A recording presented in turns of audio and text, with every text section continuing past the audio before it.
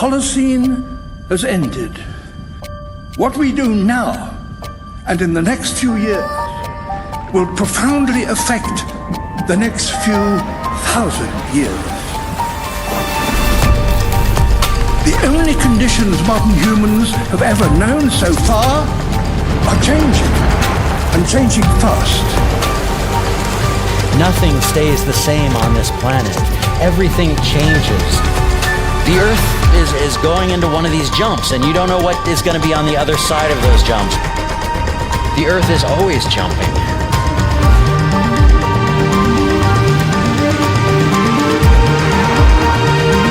Things move on this planet. Things are not still. Everything is turning.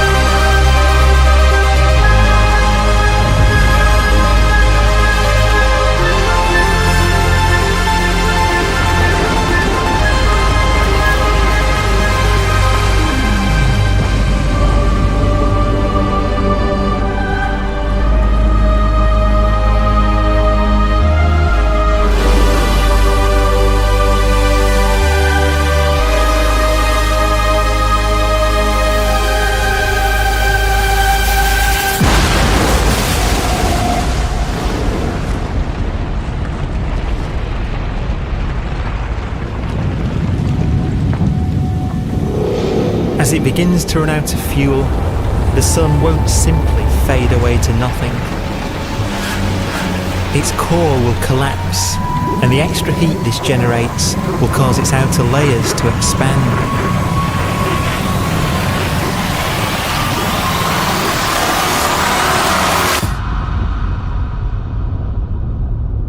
The sun is now dead. Its remains slowly cooling in the freezing temperatures of deep space.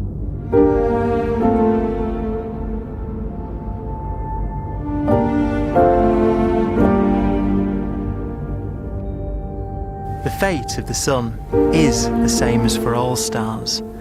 One day, they must all eventually die, and the cosmos will be plunged into eternal night. All stars eventually will run out of fuel. The temperature of the universe drops. The stars, one by one, in the night sky, will turn off. And there'll be no more new stars created. And so that the universe will end not with a bang, but with a whimper. And not in fire, but in ice.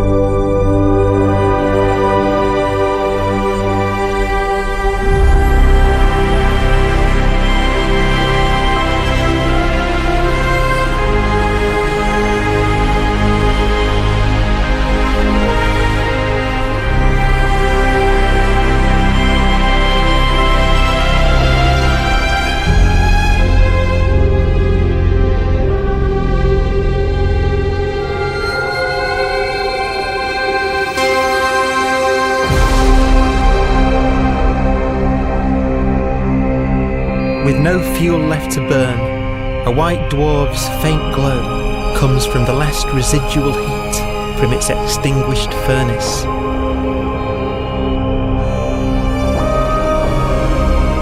Looking at it from where the Earth is now, it would only generate the same amount of light as the full moon on a clear night.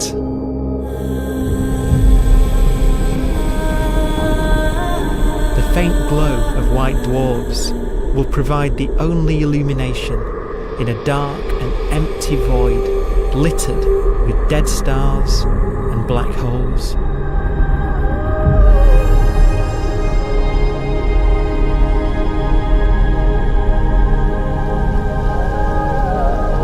In some ways, it's kind of a ghost universe. It's the corpses, the zombie stars, that will take us into the future.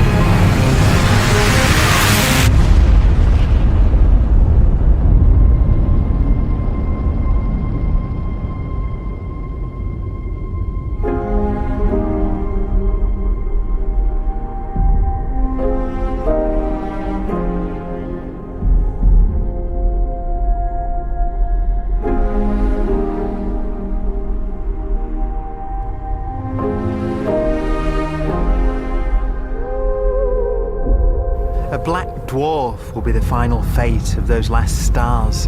White dwarfs that have become so cold that they barely emit any more heat or light. Black dwarfs are dark, dense, decaying balls of degenerate matter, little more than the ashes of stars. Their constituent atoms are so severely crushed that black dwarfs are 1,000,000 times denser than our sun.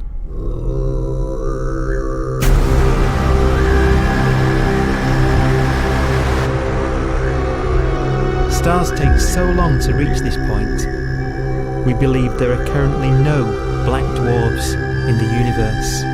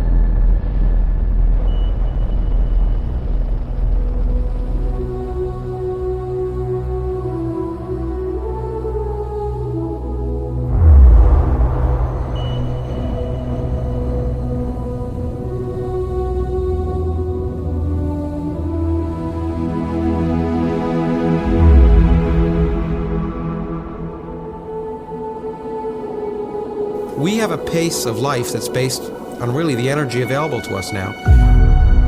You could imagine living conscious systems which have a very different pace and therefore can extend out at least a lot farther than you'd imagine otherwise. You could have a living system where if it had a thought every 10 trillion years, that would seem normal. Even if our life dies out, one could imagine at some time arbitrarily far in the future, a fluctuation occurs which allows intelligent life to exist again for a little while. So you might have islands in time of intelligence.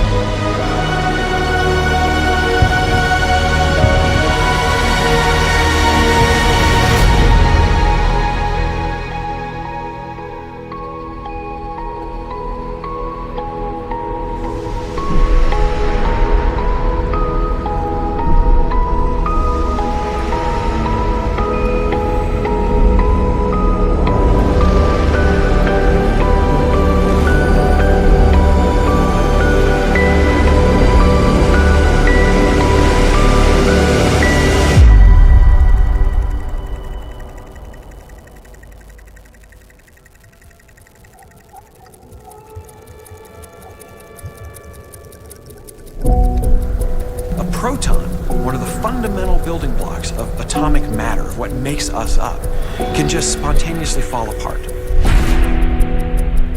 Any material that evades the pull of a black hole eventually dies away as its protons disintegrate.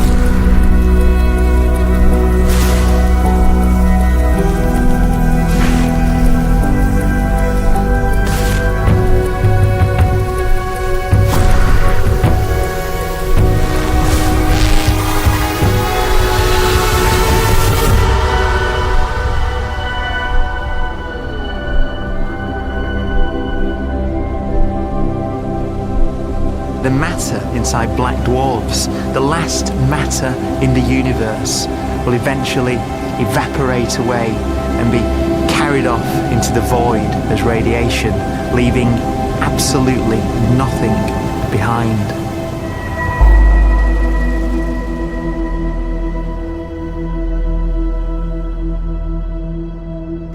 With the black dwarfs gone, there won't be a single atom of matter left. All that will remain of our once rich cosmos will be particles of light and black holes.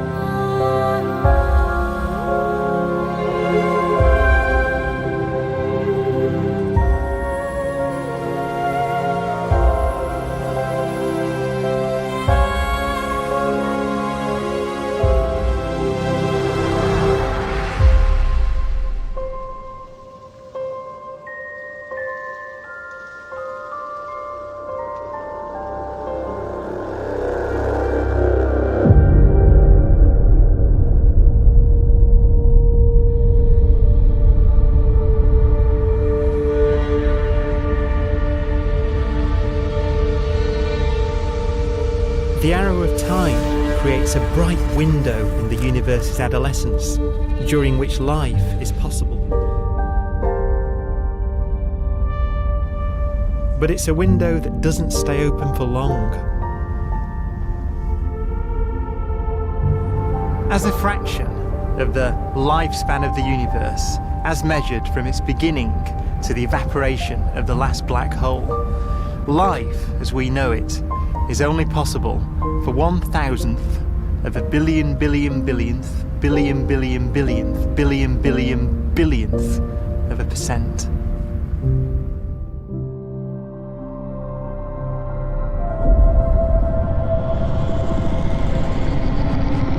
Black holes become the fundamental building block of the universe. A galaxy will basically be a supermassive black hole in a center with smaller black holes orbiting it. Zombie galaxies filled with black holes continue to evolve. They'll eat each other and they'll get bigger, and maybe they'll fall into the supermassive black hole and it'll get bigger. The universe will still be an exciting, dynamic place. It's just that the timescales we're talking about are now trillions of years instead of thousands or millions of years.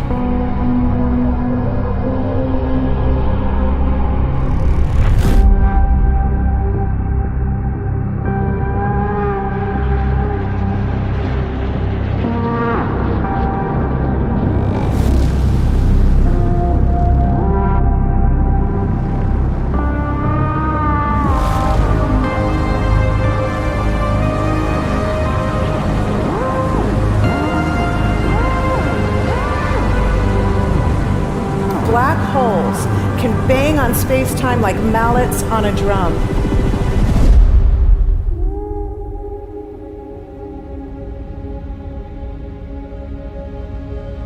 And they have a very characteristic song.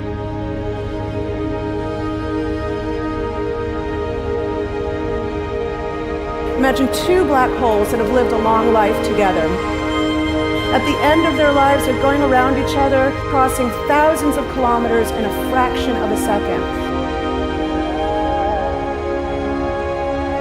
As they do so, they leave behind in their wake a ringing of space, an actual wave on space-time.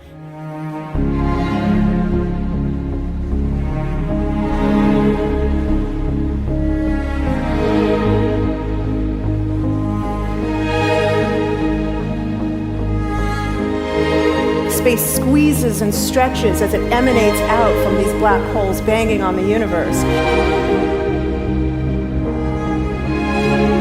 Those are the gravitational waves. They are literally the sounds of space ringing. And they will travel out from these black holes at the speed of light as they ring down and coalesce to one spinning, quiet black hole.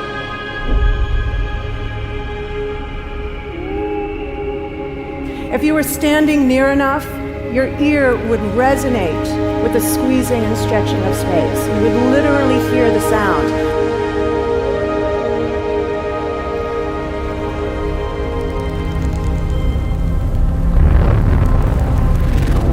Imagine a lighter black hole falling into a very heavy black hole. The sound you're hearing is a light black hole banging on space each time it gets close.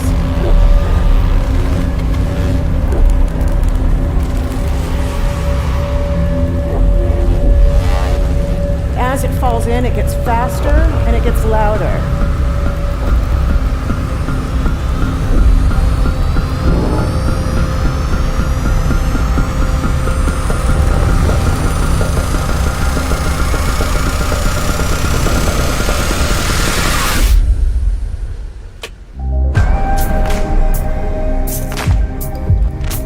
Scientists used to think black holes were immortal, but even these will one day die.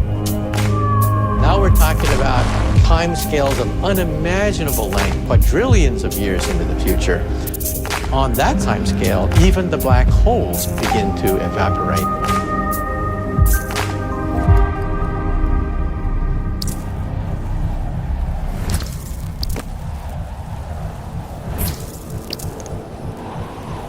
According to quantum mechanics, space is filled with virtual particles and antiparticles that are constantly materializing in pairs, separating, coming together again, and annihilating each other.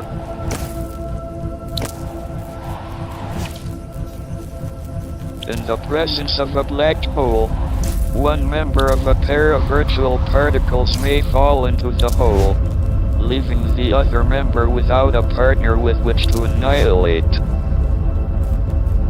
The forsaken particle appears to be radiation emitted by the black hole.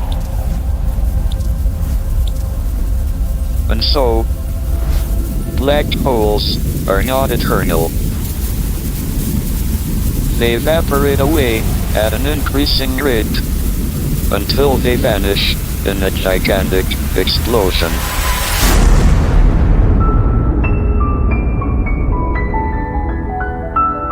Quantum mechanics has allowed particles and radiation to escape from the ultimate prison, a black hole.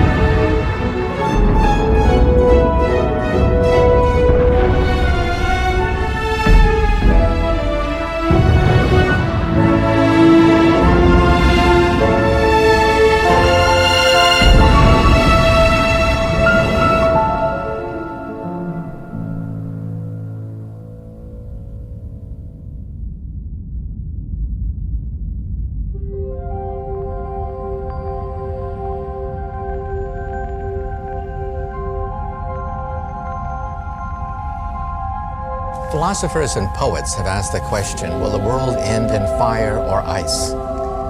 We can now give an answer. The latest evidence shows that the universe is not slowing down, but it's speeding up out of control. And the universe, we think, will die in ice. Trillions upon trillions of years from now.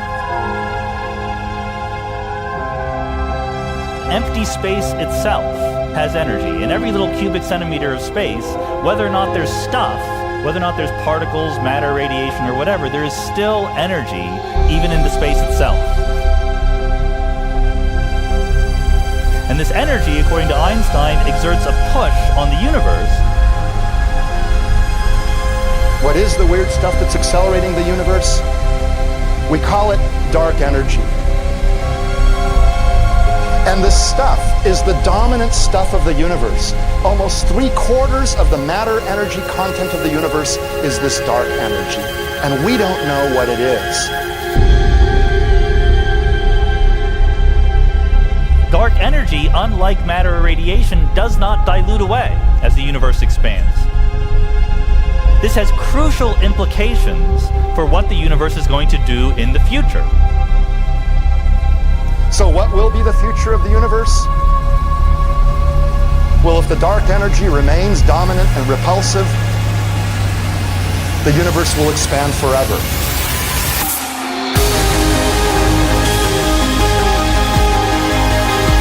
Faster and faster and faster with time. A runaway universe. 70% of the energy of the universe resides in empty space, and we don't understand why. But we do know what will happen if that energy continues to be there. The universe will become cold and dark and empty. That's the future as it might be.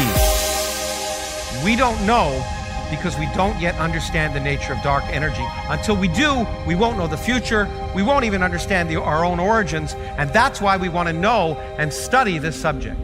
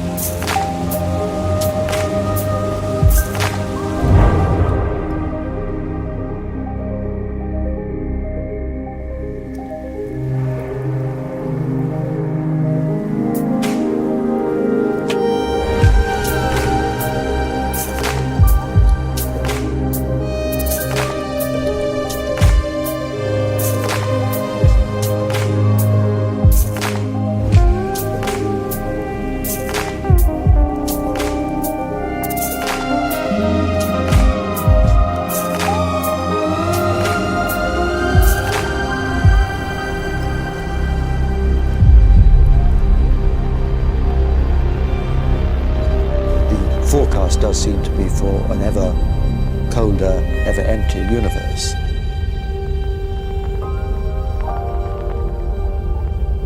But then, of course, we have to ask, could that end lead to a new beginning?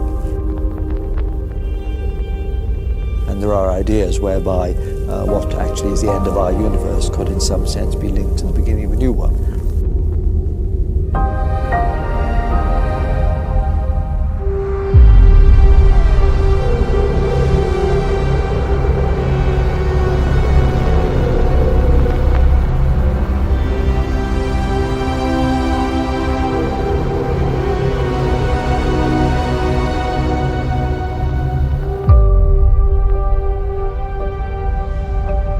We've worked out the mathematics, the equations. They seem to say that if you have an atom smasher that can concentrate tremendous amounts of energy at a single point, you can perhaps open up a gateway, a baby universe.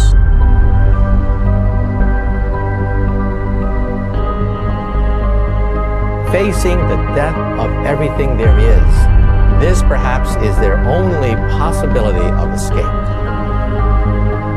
And this also raises a very intriguing possibility, sheer speculation of course, that perhaps any universe that has intelligent life in it will create baby universes, will create lifeboats, and proliferate child universes. So an evolution may take among universes in the multiverse. Survival of the fittest may take place. So those universes which do not have intelligent life are infertile. They have no children. But those universes that have mild temperatures, stars like us, would create civilizations that could open up child universes, and they would then proliferate.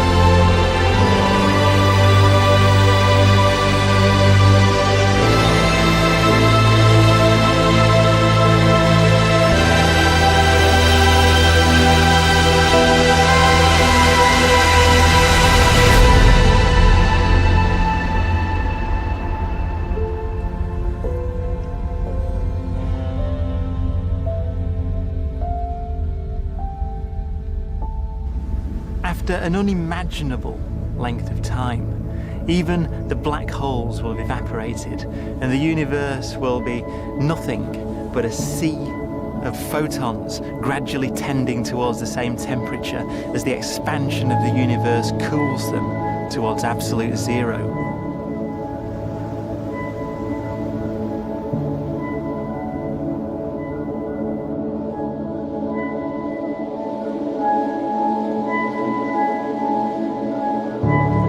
Once the very last remnants of the very last stars have finally decayed away to nothing, and everything reaches the same temperature, the story of the universe finally comes to an end. For the first time in its life, the universe will be permanent and unchanging. Entropy finally stops increasing because the cosmos cannot get any more disordered. Nothing happens, and it keeps not happening forever.